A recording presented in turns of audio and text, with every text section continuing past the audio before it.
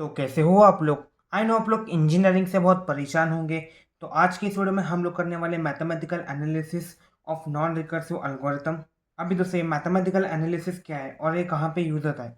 मान लो दोस्तों यहाँ पे दो एल्गोरिथम्स है, एल्गोरिथम 1 और ये एल्गोरिथम 2। ठीक है, और इन दोनों को सॉल्व करने के लिए हम लोग एक सेम प्रॉब्लम इनको देते हैं। एल्गोरिथम 1 और एल्गोरिथम 2 को सॉल्व करने के लिए हम लोग सेम प्रॉब्लम देते हैं। अभी इन एल्गोरिथम्स को कंप्यूटर में रन करने से पहले हमें कैसे पता चलेगा कि कौन सा एल्गोरिथम बहुत एफिशिएंट है, या फिर हम लोगों को कैसे पता चलेगा कि इन दोनों एल्गोरिथम्स में कौन सा बेटर है, राइट। तो यहाँ पे ही हमको मैथमेटिकल एनालिसिस यूज होता है। कंप्यूटर में रन करने से पहले ये जान ले कि कौन सा एल्गोरिथम हम लोगों को इस प्रॉब्लम सॉल्व करने के लिए बेस्ट होगा। समझ गए। तो अब ये मैथमेटिकल एनालिसिस क्या है, तो चलिए डेफिनेशन से देखते हैं। Mathematical analysis means finding how many times an important operation executes. मतलब मान लो एक इंपॉर्टेंट ऑपरेशन क्या तो है, अभी एक एल्गोरिथम वो कितने टाइम्स उस ऑपरेशन को एग्जीक्यूट करेगा, हम लोग मैथमेटिकल एनालिसिस से वो चेक करेंगे। यहाँ पे हम लोग here we count operations not seconds. तो मैथमेटिकल एनालिसिस में हम लोग नंबर ऑफ ऑपरेशंस काउंट करते हैं, ना कि सेकेंड्स को।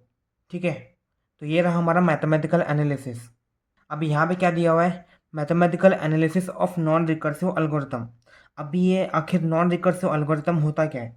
अब यहाँ पे देखो, non recursive algorithm, an algorithm that does not call itself. इसको हम लोग क्या बोलेंगे, नॉन रिकर्सिव एल्गोरिथम। मतलब एक एल्गोरिथम रहता है जो कि प्रोग्राम में खुद को बुलाता नहीं, मतलब वो खुद को कॉल करता नहीं। फॉर एग्जांपल जैसे कि यहाँ पे लीनियर सर्च, बबल सॉर्ट या फिर सिलेक्शन सॉर्ट। तो नॉन रिकर्सिव एल्गोरिथम का मतलब है वो खुद को प्रोग्राम में नहीं बुलाता। An algorithm that does not call it self is called non recursive algorithm. अभी मान लो टीचर है, एक टीचर है, ठीक है, और यहाँ पे क्लास में बहुत ही स्टूडेंट्स है। ठीक है, अभी टीचर ने आपको बोला कि count all students your self. मतलब आप खुद से इन सबको काउंट करोगे। मतलब टीचर ने आपको क्या बोला, count all students your self, आपको बोला है। अभी आप क्या करोगे, आप सभी स्टूडेंट्स को काउंट करने लगोगे। अभी यहाँ पे टीचर चाहती है कि आप फिगर आउट करो कि कितने स्टूडेंट्स क्लास में प्रेजेंट है या फिर कितने स्टूडेंट्स क्लास में एब्सेंट है। तो इसको दोस्तों हम लोग बोलेंगे नॉन रिकर्सिव एल्गोरिथम। तो इसको दोस्तों हम लोग बोलेंगे नॉन रिकर्सिव। समझ गए। अभी दूसरी तरफ यहाँ पे टीचर है, ये एक बच्चे को बोलेगी कि आधे क्लास को काउंट करो, और दूसरे बच्चे को बोलेगी कि बाकी के आधे क्लास को काउंट करो। अभी यहाँ पे आधा आधा काम बट गया है, मतलब यहाँ पे शेयरिंग हो रहा है। तो फिर ये क्या होगा, ये होगा रिकर्सिव। ठीक है, तो आई होप आप लोग नॉन रिकर्सिव और रिकर्सिव के बीच में का डिफरेंस समझ में आ गया होगा। अभी ये नॉन रिकर्सिव एल्गोरिथम क्या है, an algorithm that does not call it self. समझ गए। अभी दोस्तों यहाँ पे मैथमेटिकल एनालिसिस में करीब 3 प्रकार के लूप्स होते हैं। यहाँ पे फर्स्ट वन क्या है, सिंगल लूप एनालिसिस, मतलब सिंगल लूप चलेगा। नेस्टेड लूप एनालिसिस, मतलब यहाँ पे लूप के अंदर लूप होगा, आउटर लूप और इनर लूप होगा। और थर्ड है दोस्तों हमारा लॉगरिथमिक लूप एनालिसिस। इसमें दोस्तों हम लोग लूप को डिवाइड बाय 2 करते हैं। तो हम लोग एक एक करके इन एनालिसिस को पढ़ेंगे। अभी आपके दिमाग में ये क्वेश्चन आएगा कि हम लोग ये आखिर पढ़ क्यों रहे हैं। तो बेसिकली कंप्यूटर के अंदर एल्गोरिथम को रन करने से पहले हम लोगों को ये पता चलना चाहिए कि कौन सा एल्गोरिथम हम लोगों को बेस्ट है। तो बस वही एनालाइज करने के लिए हम लोग ये मैथमेटिकल एनालिसिस परफॉर्म करते हैं। तो बेसिकली यहाँ पे इन मैथमेटिकल एनालिसिस में यहाँ पे 3 टाइप्स है, single loop analysis, nested loop analysis और ये लॉगरिथमिक लूप एनालिसिस है। तो अभी हम लोग इन तीनों को एक एक करके पढ़ेंगे। अभी ये रहा दोस्तों हमारा सिंगल लूप एनालिसिस। यहाँ पे हम लोगों ने यहाँ पे फॉर लूप लगाया है। अब यहाँ पे for I equal to 1, I is lesser और इक्वल टू एन और आई प्लस प्लस, और यहाँ पे प्रिंट स्टेटमेंट क्या है, हेलो वर्ल्ड है। अभी हम लोग एन की वैल्यू कितनी डालते हैं उतने टाइम्स ये हेलो वर्ल्ड प्रिंट होगा। फॉर एग्जाम्पल मान लो हम लोगों ने एन की वैल्यू 5 डाल दी, तो सबसे पहले आई की वैल्यू 1 होगी, फिर आई इज लेसर और इक्वल टू 5 होगा और ये प्रिंट हेलो वर्ल्ड करेगा। फिर आई प्लस प्लस होगा, आई की वैल्यू 2 होगी, फिर 2 इज़ लेसर और इक्वल टू 5 ट्रू होगा, फिर हेलो वर्ड और एक बार प्रिंट होगा, फिर आई की वैल्यू इंक्रीमेंट होकर 3 होगी। तो सिमिलरली जब भी आई की वैल्यू 5 होगी तो ये 5 टाइम्स हेलो वर्ल्ड प्रिंट होगा, और जब भी आई की वैल्यू 6 होगी तो ये लूप फॉल्स होगा और ये हेलो वर्ल्ड प्रिंट नहीं होगा। तो यहाँ पे अगर हम लोग एन की वैल्यू 5 डालेंगे तो हम लोगों को 5 टाइम्स हेलो वर्ल्ड प्रिंट होगा। तो फिर हम लोग क्या लिख सकते हैं, how many times hello world prints, बराबर। तो कितने टाइम्स दोस्तों? n times. मतलब n की वैल्यू कितनी होगी, उतने बार ये हेलो वर्ल्ड प्रिंट होगा। तो फिर हम लोग इसे कैसे लिख सकते हैं? c of n equal to n। मतलब अगर n की वैल्यू 5 रहेगी तो c ऑफ 5 तो कितने बार प्रिंट होगा? 5 बार प्रिंट होगा।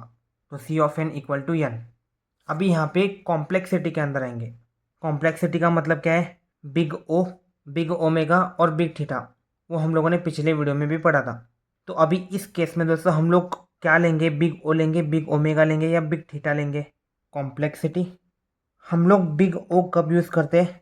जब भी हमको मैक्सिमम टाइम दिया रहता है, हम लोग बिग ओ में मैक्सिमम टाइम लिखते हैं। बिग ओमेगा में हम लोग एटलीस्ट या फिर मिनिमम टाइम लिखते हैं। और बिग थीटा में हम लोग एवरेज या फिर एग्जैक्ट टाइम यहाँ पे लिखते हैं, बराबर।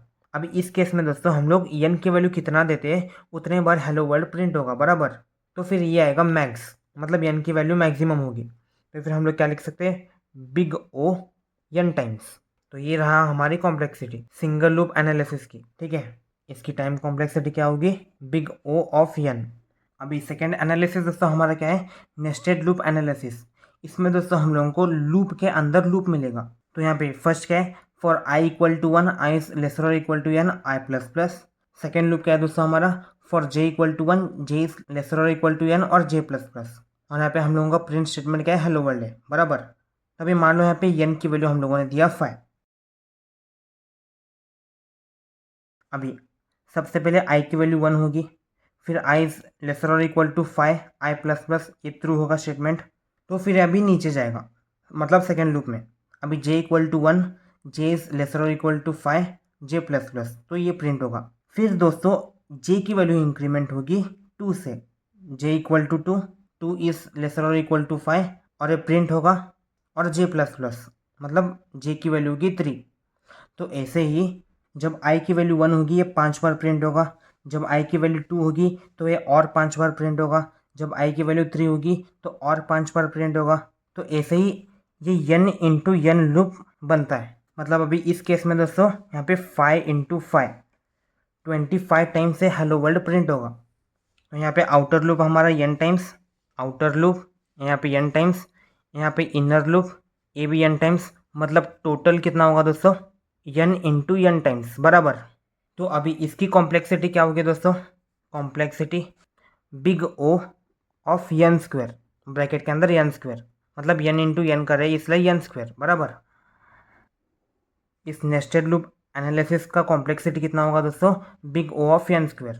मतलब यहाँ पे सिंगल लूप में अगर आप लोग n की वैल्यू 5 दे दोगे तो 5 बार हेलो वर्ल्ड प्रिंट होगा। और यहाँ पे नेस्टेड लूप में अगर आप लोग n की वैल्यू 5 दे दोगे तो यहाँ पे 25 टाइम्स प्रिंट होगा।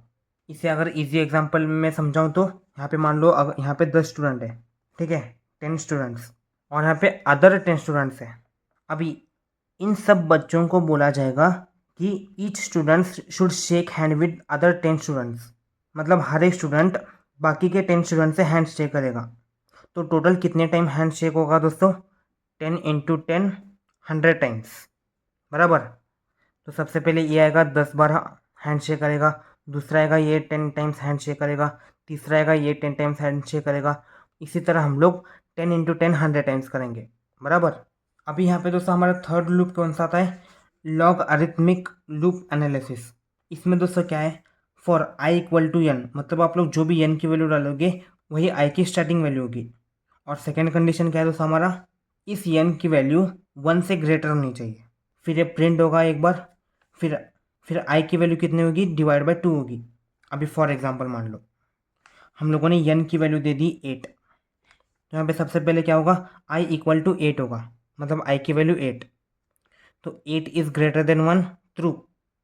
तो ये फिर ये आएगा प्रिंट स्टेटमेंट करेगा, मतलब यहाँ पे नीचे प्रिंट करेगा हेलो वर्ल्ड, समझ गए। अब ये ऊपर आएगा I equal to I divide by 2। I divide by 2 मतलब कितना?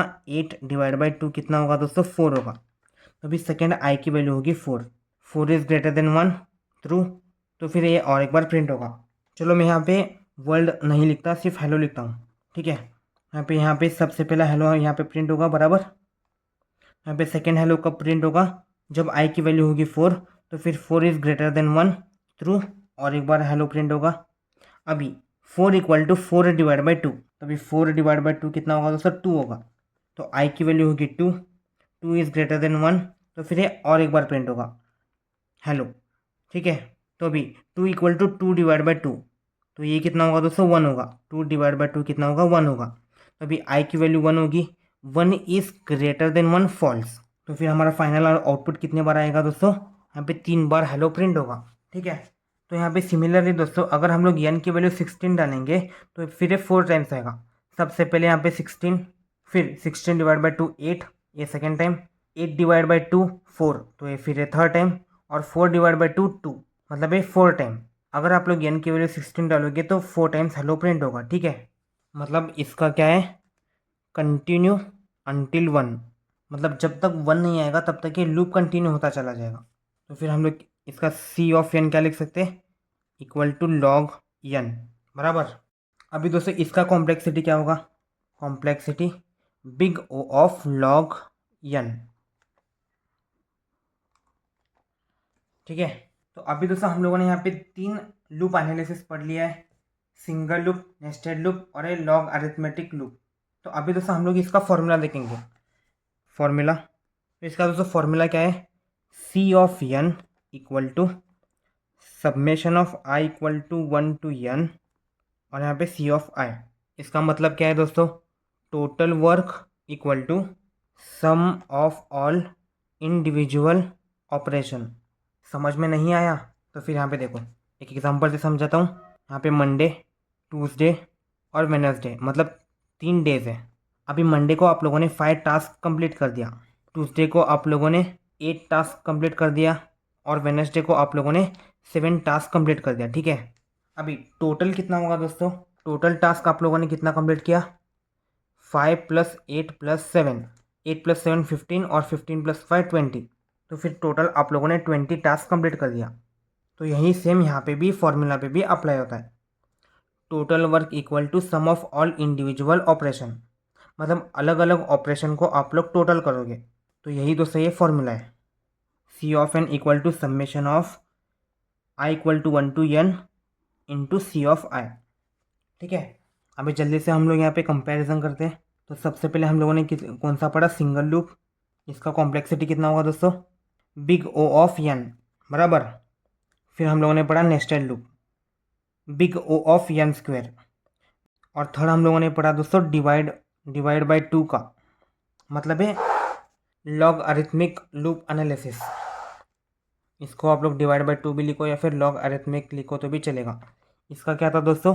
Big O of log n, ठीक है। तो अब इसका फाइनल कंक्लूजन क्या क्या निकल के आता है दोस्तों? As the input size grows we don't measure time using a stopwatch, we measure how the number of operation grows. मतलब जैसे कि यहाँ पे इनपुट का साइज ग्रो होता है, हम लोग स्टॉप वॉच का यूज़ करके टाइम मेजर नहीं करते, हम लोग number of operations growth measure करते हैं, ठीक है। तो आज दोस्तों हम लोगों ने पढ़ा कि कैसे नंबर ऑफ ऑपरेशन काउंट करके हम लोग नॉन रिकर्सिव एल्गोरिथम को मैथमेटिकली एनालाइज करते हैं बजाय कि मेजरिंग एग्जीक्यूशन टाइम। तो यहाँ पे दोस्तों हम लोगों ने देखा कि कैसे अलग अलग लूप स्ट्रक्चर्स, मतलब ये सिंगल लूप, नेस्टेड लूप और ये algorithmic loop different growth rates दे रहे हैं, जैसे कि big O of n, big O of n square और big O of log n। तो इसका पर्पज़ क्या है दोस्तों? इसका पर्पज़ ये है कि हम लोग एल्गोरिथम को कंप्यूटर में रन करने से पहले ये जान ले कि कौन सा एल्गोरिथम बहुत ही एफिशिएंट है उस पर्टिकुलर प्रॉब्लम को सॉल्व करने के लिए। तो ये रहा दोस्तों हमारा mathematical analysis of non recursive algorithm. अभी हम लोग देखेंगे दोस्तों इसका यूज़ आखिर होता क्या है। तो सबसे पहला तो इसका यूज़ होता है search engine choosing faster search methods.